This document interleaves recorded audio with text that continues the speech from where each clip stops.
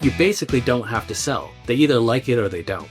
Hey, Growth Tech, welcome back. I'm Tyler Sumula, your host of the Growth Tech podcast, and that is Cavin Costello, principal at The Ranch Mine, a well-known 8-person architecture firm in Phoenix, Arizona that he runs alongside his wife, Claire. They're focused on high-end custom homes as well as hospitality projects. And today, we're diving into a risky, a wild, and a fun strategy that Cavin and his wife are working through. They are actively building a custom home that will serve as a short-term rental for potential clients to experience their work. Cavin shares with us the aha moment that led to this idea, how they're thinking through the numbers and the investment, and why he's comfortable putting his money where his mouth is to prove the value of their work. Now, prepare yourself because this conversation is going to get your ideas flowing, and I'm not going to be surprised when you want to follow Cavin's strategy after listening. Before we dive in, let's talk about the elephant in the room. Running a firm is lonely, even when you're crushing it. And that's why I built the studio. It's a private group of growth-minded architecture firm owners who actually help each other win. Proven strategies, real conversations, fast results. If you are serious about growing, then go to growthatect.com/studio or click the link in the show notes and apply to join us. All right, now let's jump in. All right. Well, I am really excited to chat because like I was saying before, it's not often that I'm starting a conversation with someone on LinkedIn and I hear something so wild and so different that I just need to learn more.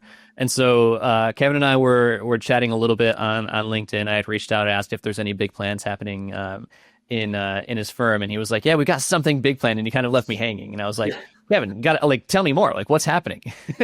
And you basically went on to say, what we're going to chat about here is like you're basically building homes that potential clients can stay in so they can actually experience the difference between, what it is that you provide.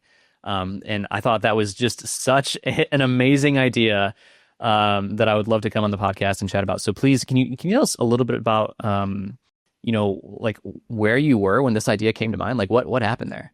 Sure. It was a little time coming. It was one of those things that kind of chips away at you over time. We kept running into the same challenge. And it's one of those things, you kind of push it aside a little bit because there's always like workarounds and that kind of stuff.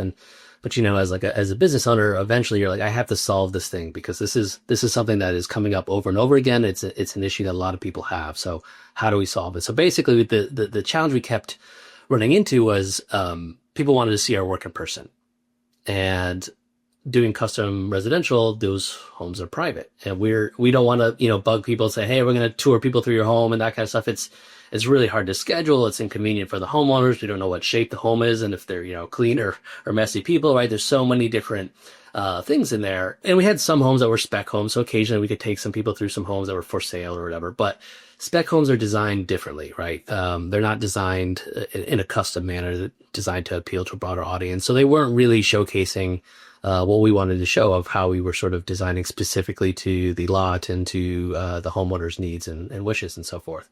And so that was sort of the thing that kept chipping away at us is how do we solve that, right? How do we give people that opportunity? Now, traditionally, I think most architects go to, I'm going to do my own house. Right. That's sort of historical. That's so right. true. That's, yeah. It's like the historical thing of like, they say like, right. I'm going to do my own house and then, I can have people over to my house and that sort of thing. But personally, I like to separate like my family life from my business life. I have 2 young kids and that kind of stuff. I didn't want that to be, a thing where we had to, invite people over and do that kind of stuff. The other negative of that aspect is it's limited to certain levels of people to seeing it, right? And it's still not truly what we're trying to get when we're trying to show people homes, because we're designing homes for experiences to be lived in, right? And if they're coming over to our house, we're essentially just hosting them. It's all a show. And what we're trying to get to with what we'll talk about in a little minute is like a real experience, which is getting harder and harder to have these days. Is something that we're not curating how you do it, how you live it, how you spend your time in the space. That's up to you. We're shaping the architecture, and then your life shapes the experiences. And so that kind of took us away from doing our own house like the sort of traditional way to do it. So the idea that we came up with, it kind of spawned, I would say, I guess if there was an aha moment, is we did an Airbnb project for a client, and we started to notice that we were getting inquiries from people staying at that home. one of which turned into a really nice job in which they had gone to that Airbnb multiple times because they loved being there so much. And they said, like, we've decided we want our own at this point. Like, we love this experience. We want this. We want to have our own version of this. It's like a cabin in northern Arizona. And so I think that was like really the trigger point of like, okay, could be some place to show people to help close projects, but it could also be a way to get additional projects of the kind that we want to get with the kind of clients that we want to have. And so I would think that was sort of like the real trigger. And that was right around the time when we ended up purchasing the land for what we are working on now. Got it. Okay. That's fun. Yeah, to think that there was that moment where someone was like, "Hey, I stayed at an Airbnb that you designed. You want to just design this for me?" Yeah. That would bring up some ideas that get the idea train going. Well, I'm curious. I want to ask. I'm going to call this like a tee-up question, but I think it's really important to address because I'm sure there's people listening that are like, "Okay, I have the same problem. Everyone has the same problem.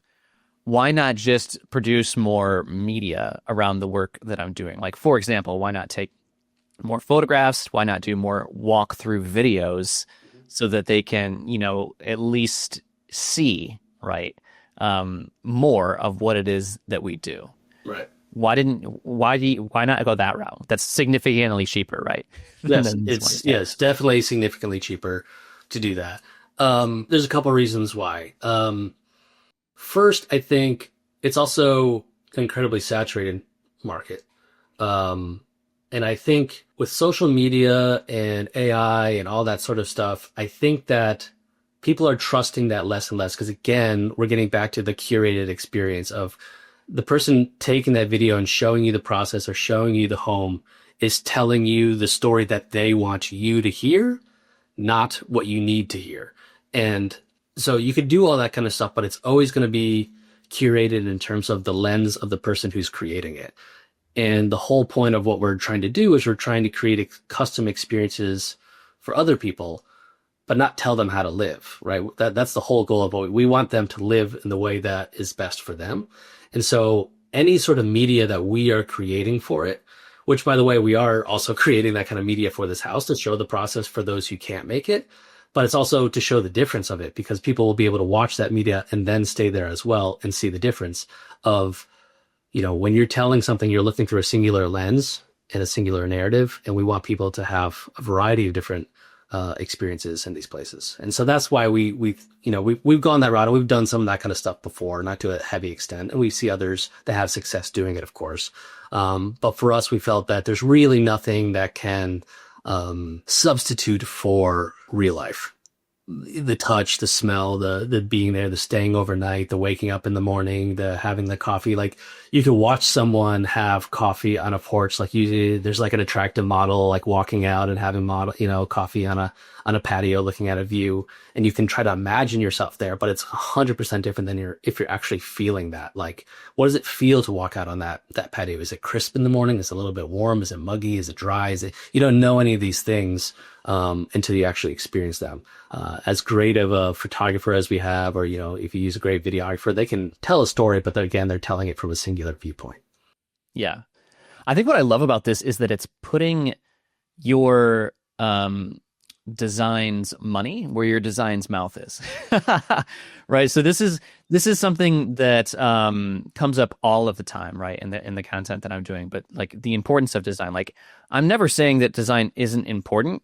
I'm just saying that we can't talk about it as being like the point of value because the people that we're speaking with aren't designers. They don't understand it. They don't. You can try as much as you want to, but your ability to explain the difference between good and great design is so hard without them experiencing it. So the difference between showing them a picture of the work that you do and them actually getting to stay and spend their time in it and feel the surfaces, right, and have the tactile experience, I think is huge, right? And you're really leaning on your design skills that you have. Like, that basically the entire risk of this lies in your ability to design this really effectively, right? But they don't know that. They just think like this is a well-made home. This is made just for me. This is the experience that I'm looking for.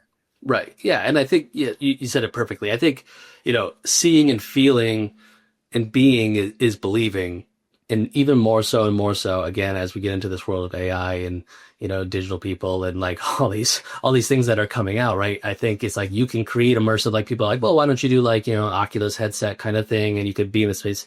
It's nothing like actually being in the space, right? Like it's cool. You're like, well, this is kind of cool. I feel like I'm there, but again, you're being deceived by it. And so I think there's no substitute for with what we do for that. Now, words are great, pictures are great, those are all important, but those are just sort of to open the door for the ultimate experience. And I think it's a differentiator. And like you said, it is putting our money where our mouth is. We're essentially there's so many side benefits of it too that we can get into, but like we're essentially also becoming our own client, right? So we're doing a home and we're seeing how the process works and we're going through it and we're paying for things and we're seeing the issues that come up and the stress that comes up with funding projects and building them and dealing with all these different parts. Like we're feeling the client experience. So we're also getting that of like, how are we doing as a firm? With clients because we're treating ourselves as clients, right? It's also a design lab. We're trying out different things that we would want to do that we can't, it's hard to convince clients of, right? So we're trying out things that we've wanted to do, right? So it's a design lab and it's a lived in case study too, right? So it's people are going to be there. We're going to get feedback, right? Reviews and commentary from people who are staying there on the experience, right? So it's a variety of things all wrapped in one, which is why we find it valuable. Yeah. That sounds exciting. Being your own client. Is this your first time that in 15 Partially. years, right? 15 years since you started the firm? That Yeah, we did one other project in like 2016 that we were like 50-50 partners on a project with the builder. Very, very different at the time. We obviously had 9 less years of experience at the time, and it was our first time into it. And the builder kind of ran more of the build process and the financing process and that kind of stuff at the time. Just because they did it a lot, and that was kind of our first time we were kind of joining on it essentially. So we learned a lot in that, and the project was, marketing wise was a success. Financially, we ended up selling it, which was not the right move, at the time. I can go into more detail on that, but from that project, we got 4 projects that are some of our top projects, today. From clients who walked and toured that house and saw it in person. And again, it was one of those things where you look back and you go, oh, it's so obvious now, right? Like there is something about being in those spaces. So, yeah. That's interesting. Okay, so you have a large win rate then. Actually, if we're taking it all the way back of people experiencing your homes in some way and then wanting to work with you. That's great because up to my count right now, that's already 5, and I'm sure there's more than what we've talked about here. But like when we're talking about high-end residential, like 5 is a lot. I mean, that's a lot of revenue that's coming in from that. Well, I'm curious, can we talk a little bit more about like logistically, like what are you building? Sure. Yeah. So we're building a main house and a guest house on a property in Sedona, Arizona. We chose Sedona for a variety of reasons. One, it's in our state, so it's relatively easy to get to, even though we're in Phoenix. It's one of the most beautiful places in the U.S., possibly in the world. It's kind of world renowned for its beauty. Most people, when they hear Sedona, can visualize it to a certain extent. So we knew that having the natural beauty is something that doesn't go away. So in terms of investment, that was important to us. So it's 2 homes. We did 2 homes so that we can do 2 different scales and we can sort of rent them out either independently or together. So the property works as you can actually rent the entire property and get both, or you can rent just a small one, which is a 2-bedroom, or the large one, which is a 4-bedroom. So it could be for couples, or it could be for full families, or it could be for gatherings of a lot of people. The main house can sleep 10, the guest house can sleep 6. So you can have large family gatherings there, that kind of stuff. And there's like some communal spaces on the property, or then there's the separate things if they're being rented separately. So, there's 2 homes on the property. Yeah. So if I was going to do a project like this, right, and I don't know if you think the same way or not, but like I would have to run the numbers to some extent, right? I have to start doing a little bit of math to be like, okay, well, if we're going to invest this much money, like how do we get the return? Or how many projects do we need to get the return, or what's our expectation? Like, what's the forecast? How did you all handle that? Sure. So we ran the numbers to first and foremost make sure that it would make sense that the rentals alone could pay for the project. That it's not guaranteed. It's not based on us getting multiple custom home projects from that or whatever. That it just had to work on that. Those are going to be bonus in our point of view for that. So we wanted to make sure first and foremost that our cash flow, what we were getting from the rental, would be able to pay for our expenses on the property. So we looked at it basically that way. That's the simplest way to do it. All these other benefits that we're getting from it are sort of side benefits that help us based on how much we get back in the rental game. It's not necessarily purely about profit for us on this project. It has to be profitable, right, for it to have life and live on. But the profit is secondary in a certain way beyond just being profitable to some of the additional things that we've sort of mentioned before. So that was first and foremost what we did. Yeah. Well, I assume, and also, I mean, for a real estate investment, right, for it to be profitable, we're Correct, talking, yeah. If we're just talking about from the short-term rental part of it, I'm assuming we're talking about years, yeah, before that happens. Yes, for sure. Yeah. We also designed something, and we knew we had confidence that we could design something that would appraise for significantly more than what we were putting into it. So that we know if we need to sell it for some reason, that there is profit in it as purely a sale. What we learned from our last development project was that we should have held on to it. The person that we sold it to made a ton of money by holding by holding it for 2 years and selling it for significantly more, right? And then we missed out on all the potential stuff from it. So we learned from that sort of a lot of the value is in the people wanting to have the experiences there. And so that's why we went with the rental thing, and it allows us for it to open it up to, right now our numbers are tracking at probably around 600 people a year will be able to experience the 2 homes. Okay. Got it. So we're talking about like give me a 1% hit rate on new clients coming out of that, and that's pretty amazing. Right. Well, okay. So I want to like reiterate what you just said to make sure I'm understanding it correctly, because it sounds like a really conservative approach, and I mean that in the best way possible. Like you said, okay, I have a great idea. I've noticed when people stay in the work that we've actually produced, they want to work with us. We've had a lot of projects come to us. So why don't we go build a home, a model home kind of, right, that they can stay at whenever they want, so they can actually experience what that difference is. But that alone, right, we're talking about a home that would it would probably cost a lot of money to build, right? But it would basically sit vacant except for, 2 or 3 times a month where someone maybe comes through the door and they're going to stay in it after they, hit some kind of qualifier, right? For inbound leads that you all have. So that's one option. But you said, all right, I'm going to push this off to the side. This is all just going to be kind of like whipped cream, cherry on top if we get clients from it. Let's just talk about this if it were a business. Let's just turn this into a business itself. We're going to turn it into a short-term rental. It's going to be the same house. We're going to try to do the same things for it, but we can actually generate revenue with this in a different way that should be sustainable by itself. And then we have all these other benefits on the side. Am I understanding that correctly? 100%. That's exactly it. Yeah. That's awesome. Okay. So you basically did all of the math just to make sure that from a short-term rental standpoint, this will, eventually produce a return from us. And at a minimum, right, the home that we make immediately after this is complete will be profitable if we wanted to sell it. Like it's going to have an ROI. Correct. Yep. Please make sure that you save those numbers for your future clients too, because those are going to be amazing things. This is how we put 1.5 million into it, and immediately when it was done, it was worth 1.7. So you're already profitable. That's honestly another part of it is having to, so often as architects, we're not actually spending the money, right?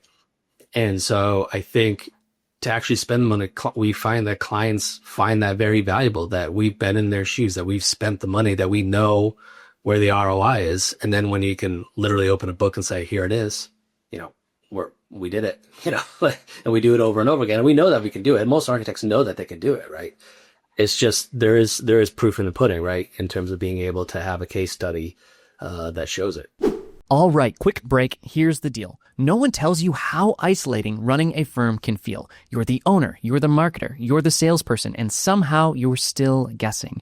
And that is why I created the studio. It's the place for architecture firm owners who want more. More clients, higher fees, real momentum. Inside, you'll get over 100 growth strategies built for firms like yours. Live workshops, resource libraries, sales systems, AI tools. But the best part really is that it is a tight-knit group of owners who push you, who share wins, and who help you grow together. This isn't just another course, it is a business-changing inner circle. If that sounds like what you've been missing, then just go to growthdetect.com/studio or click the link in the show notes and apply to join us inside. All right, now back to the show. Most architects do know. They know that they can do it. I'm sure everyone listening here is like, that sounds like a great idea. I'm going to look into doing that right now. And like you said, you kind of had this idea floating around for years, it sounds like, before you decided to act on it. Like, I guess, what was the tipping point? Where it was like, I know it's risky. I know there's all these potential challenges with it, but like, now is the time. Were there, like, was it a financial tipping point that happened? Was it like the idea tipping point, like a mix of all of them? A little bit of all of it, yeah. One, we had to save up the money to be able to do it, right? So there's that. Two, we had kids and stuff, so we wanted to make sure that they were on a good path. They got out of the baby years and that kind of stuff. So we wanted to make sure that as a family, we were okay, that we weren't risking that too much. And then I think some of the success of the Airbnbs projects that we have that have been rentals, and seeing the numbers from those gave us additional confidence in that the design was a differentiator, because we could see in the markets, we had designed some Airbnbs in a couple different states. And we could see, that home versus the homes in their area and how they were performing to them. And again, it's kind of like like you said, it's like architects know this stuff. Just like, to me, it's almost similar to like, there's like the websites of architects that are like just pictures, right? There's no text. Yeah. Like, the picture should tell the story. It's like, well, text is helpful too, right? And it's kind of like, we know the story of the value that we add. How are we going to show it, right? And so that was sort of the tipping point in terms of like, we've got to do this. And I'm generally believe of like the second that we're able to do it, let's just do it, because waiting, things changed, right? And I'd rather kind of just jump in and figure it out. Do you consider this to be like a test? If this works out well, will you make more? Is this yes, potential second business? Yeah. Okay. Mm-hmm. Yeah. And, that's and more in terms of the business part again is yes, it'd be great if they are very successful from a business point, but it's also we see it as sort of part of the growth of our custom architecture practice. So we work in Arizona, but we also work all over the United States and have some projects out of the country and stuff. And we work in a lot of different climates. And that's one of the sort of selling points of what our firm does. We've, designed homes at sea level all the way up to 8,000 feet elevation, and a variety of different climates and deserts and mountains and forest rain and all that kind of stuff. So this is a desert house. If this succeeds, maybe we do a mountain house or a house on the water, or, and so that we can sort of supplement our offerings with projects that people can stay in and different kinds of things. And this is a single family. Maybe we do something that's different next time. So we're open to the possibilities. Everything, of course, hinges on the success ultimately of this one. But if it is successful, then yes, we are open and ready to growing and doing more. Yeah. Well, I'm curious, does it also like scratch the itch, right? Because there's always like, there's constraints with every project. Obviously, if you're working with another client, you being your own client, there's still some constraints, right? Around, I'm sure it's a little bit of a mix between broad appeal and something specific to the things you're looking for. And that's always going to be there. But, you're going to be hard pressed to come across any architect that doesn't want to do exactly what you're doing, right? It's like, yeah, I'm going to be my own client for a bunch of projects that I get to make that will also build my own business. Like, does that come into play at all? Yes, it's definitely part of it. And that's something we found when we did that original development in 2016. Part of the reason we wanted to do it then, which was a risk at the time as well. We put basically everything in it that we had. But we felt the first 5 years of our practice, we were, as you know, in this industry, sort of the project that you do, clients see that project, like that project, kind of want like a 10% different version of that project, right? And you get stuck, and so many architects get stuck in sort of pigeonholed and like, oh, you're the people that do those mid-century modern remodels, or you're the people that do that, right? They see you like you might have a different vision of yourself, but they see you based on what you produce, right? And so the nice thing about a development that we're controlling the choices for, is we don't need to live in that world. We can do what we want, and we can show. And that when we did that project in 2016, we showed something completely different than we had done before. People resonated with people, and they also were able to take the leap of they could do that, and they could do this. Maybe they can do this other thing too, right? It starts to the diversity of what you can do is beneficial, and of course there is a benefit to niching in a certain way, but we've always niched more in terms of the kind of clients that we work with rather than the look or whatever the projects that we're doing. So that enabled us to get out of that sort of bound box that we were put in. Not purposely, but just those were the projects we're getting, right? So many architects get that all the time, right? That catch-22 of like, I want to do this, but how can I do this if I don't have this in my portfolio, right? Yeah, it's funny because there's like different versions of it, right? There's the version that comes before that, which is I just want work. I just want good work with good clients, right? And then you start getting good work with good clients, but it's all roughly the same work. And so then there's another complaint, right? It's like, well, okay, but I'm kind of bored now. I want to do a different kind of work, right? So there's business challenges at every stage of scaling. But yeah, you're exactly right. I feel like I'd be completely remiss if I didn't ask this because I want to, as Growth Tech being, something that focuses on sales and marketing strategies, and specifically things that kind of, let's say, remove friction from the process, make it easier for clients to say yes.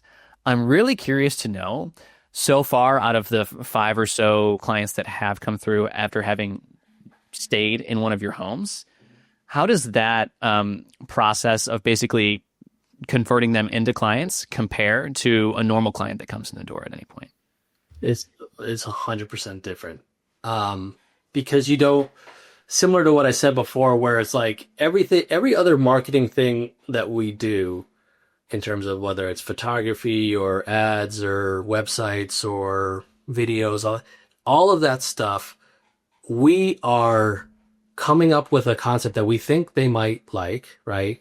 Our ideal client, and then we brand it, and we're coming up with all the stuff, right? For that. When someone stays in a home or even spends considerable time in a home, they're just experiencing it, right? We're not telling them what they should like or what they should look at or how they should feel. We're just letting them experience it. So it's completely different. You basically don't have to sell. They either like it or they don't, right? And so that's the nice thing about having those spaces is it's a feeling, and feeling ultimately leads to decisions. And there's nothing that we can say or show or do that will convince someone more than actually just feeling it themselves, So so then I assume the sales process is significantly shorter. Like they kind of just come in and they basically call you up and say, I want to do a home, and here's the scope, and let's, talk numbers and that kind of stuff. So it's basically at that point, just the end of the process. There's no real selling on, they know what you can do. They know who you are. They, hopefully you have all of these things layered in. Like we still had like a website about us and how we work, and like all that stuff is available for them to see, right? Of course. But that whole point of, when you get to a sales process, when someone does, let's just say they find you online or Instagram or whatever, and they look at your website and they end up filling out your contact form, whatever your process is, and you're talking to them. When you're talking to them on the phone, oftentimes you're trying to sell them. This completely takes that part out. You don't need to sell them. Like they've already been sold because they're here because they've experienced and seen the finished product, right? We're selling a service, but ultimately they're interested in the product, and we're essentially showing them the product is great, right? So now we're only more looking at the service end and how we work and that kind of stuff. Yeah, beautiful. Much higher barrier to cover, right? So of course, hey, for all of the architects listening, if you're just tired of trying to figure out how to say it, just go and build a one-off project, let people experience it, and you're done.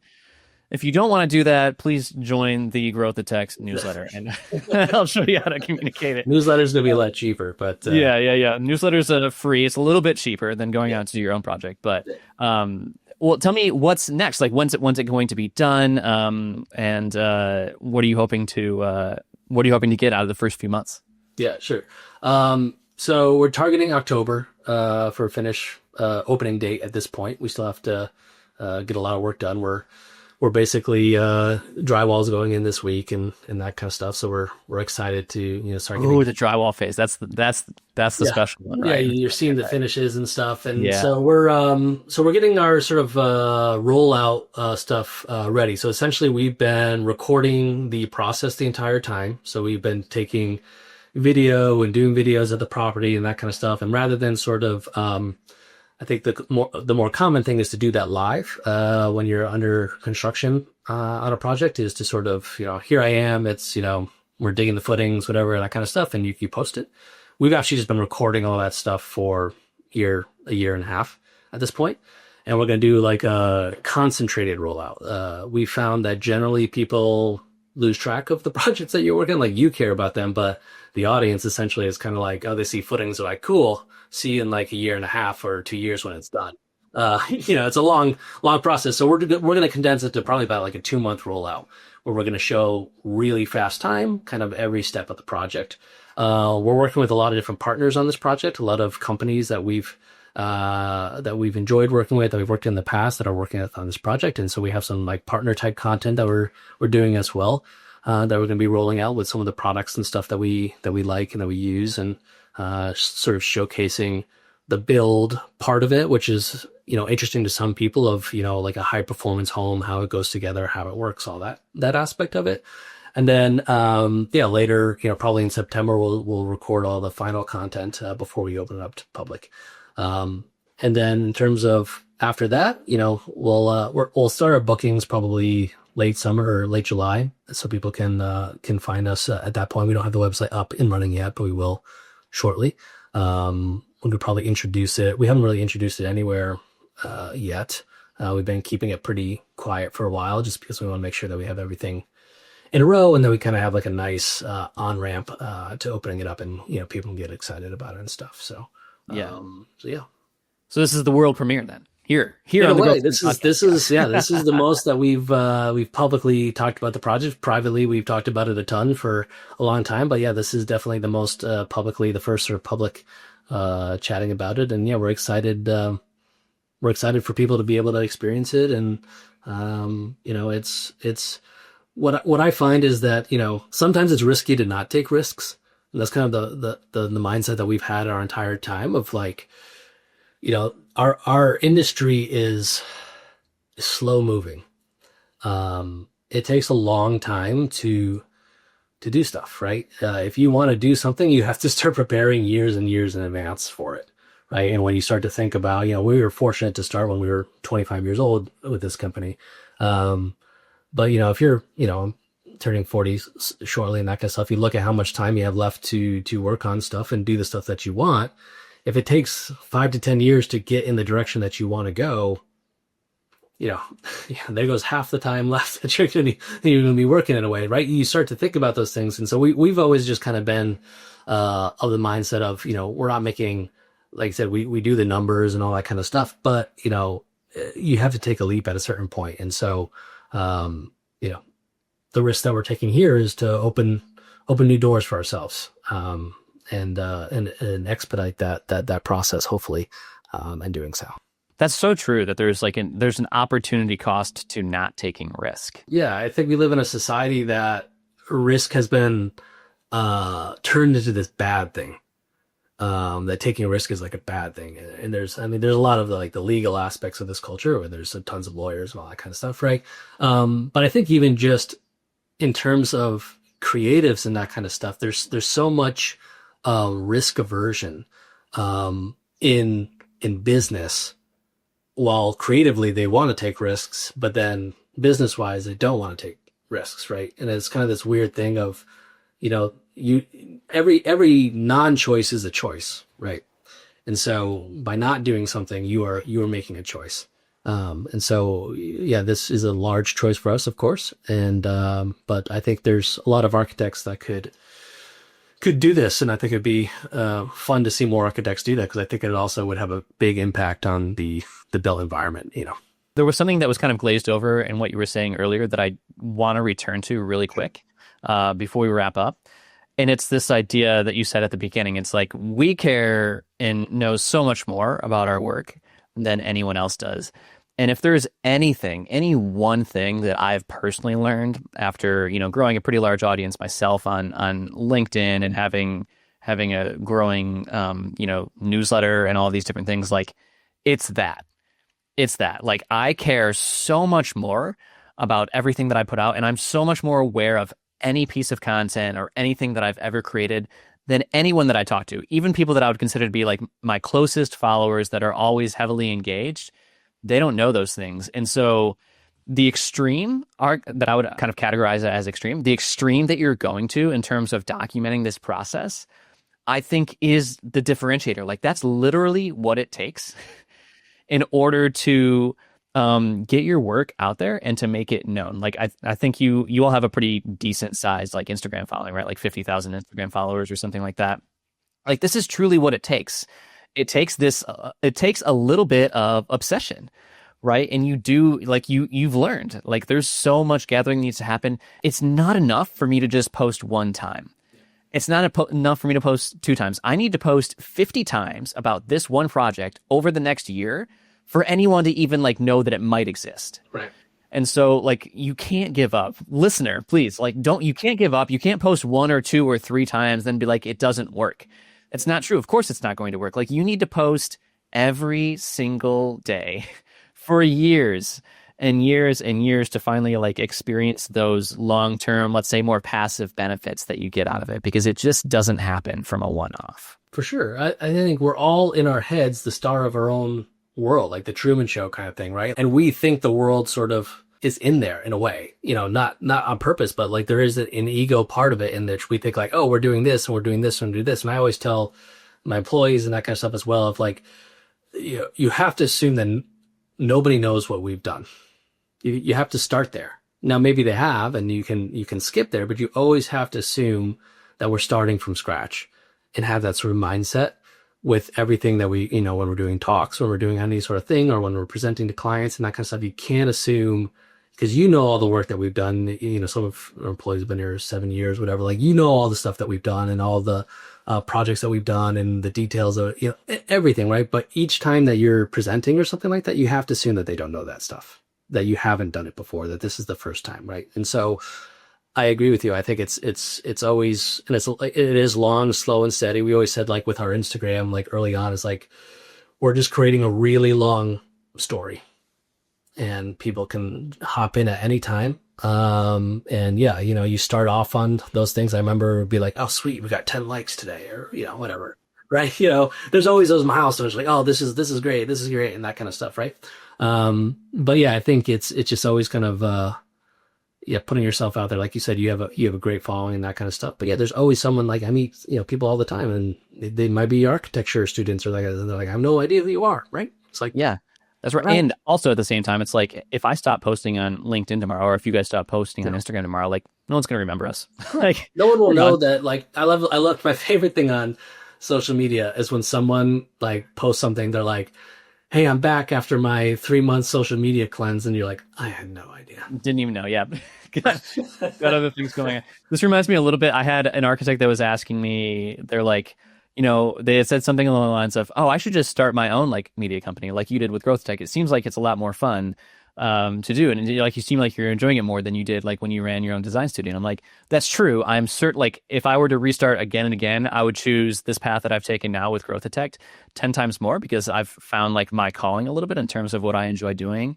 But I said, it takes so much more longer to build this business than it did for me to build like an architecture design business. Architecture design, literally like day one, I've got a project, boom, like it's there. Like I reached out to a family friend, they needed work, boom, like there it is. I have a project. This side, it takes so much longer to build up that social trust and that social proof. For sure. So, but after it's there, it's great because it truly is passive, and you've kind of like built it up. It just takes a long time to get. Yes. Yeah. But it's hugely beneficial. Well, for the architecture leaders, for the architecture firm owners that are listening, based on, I know that we're kind of still in the middle of the experience, but I'm really curious as to, what's the main lesson that you would want to share with them from this experience that you've had so far? That's a great question. I think it's to always have that spirit of a beginner. I think sometimes we can get feel like we know a lot. And, one of the interesting things about the profession is everything is new in a certain way, right? And it's been really fun to be essentially the client, the developer, the architect, the marketer, the manager of, like we're doing all of it, right? And there are some things that we have more experience in and some we have less in. And so I think that's sort of the takeaway that I've found. This is to just be open to other people, their ideas, their professional opinions, that kind of stuff. I think always be open to that stuff. Don't shut things down immediately. Because you can learn a lot if you just kind of go in with that sort of beginner, childlike wonder into things. Stay true, of course, to who you are and your mission and what you're trying to do, and don't let it divert you from that. But I think sometimes we can get too stuck in like, this is how I do things, this is what we do, this is what we want to do, this is the outcome that we want to achieve. We're very open to a lot of things, the input and from other people, from our builder, from our partners, from a variety of stuff. We're always trying to learn and improve. And so I think that's sort of my big takeaways. It's been fun to move past, sometimes in your business, if you're in a groove, right, you're doing similar kind of projects and you've kind of got your systems down and all that kind of stuff, right? And it can feel a little bit like repetitive, like you're doing the same thing over and over and over again, right? And you're becoming a more efficient machine at it. And so it's kind of fun to get out of the machine world and sort of get back into sort of the exploring, the adventure kind of world. And that's kind of what we wanted to get into. So that's been the best thing about this experience so far, I think. Yeah. Great lesson. Be open, be adaptive. And I think most importantly, take action. Do it. Do the thing. Do the thing that you're thinking about doing. Can't stress that enough. We see it with clients, right? Again, architects say it to clients all the time when we see them, when they're waiting on projects, like, oh, I'm gonna wait for the rates to come down or whatever. So, like you see all these things and you go, no. Like, now is the time. Like, it's always the time. Go with the momentum and do it. Don't wait. Don't be foolish, but don't wait. And just attack the opportunities. And we have this great education that we've come through, right, in architecture school and being architects, of adapting to change, right, to approaching each new project with a creative mindset, right? And so more than anyone, we should be the ones taking more risks and doing that stuff, because we've essentially have a career in taking risks and figuring them out as we go. And that's what we do every single day, right? So true. Yeah. I feel like they should change. I've said this before. I feel like they should change the architecture degree to design thinking or creative problem solving or something like that. That's what it problem should be, solving, because it's incredibly valuable. Okay, Growth Detect, thanks so much for tuning in. If you are enjoying the show, then please share it with a friend and leave a review so other amazing architects can find us. And if you are a growth-minded architecture firm owner that wants to surround yourself with others on the same journey, then apply to join us inside the studio. Just go to growthtech.com/studio or click the link in the show notes. I'll see you next time, friends.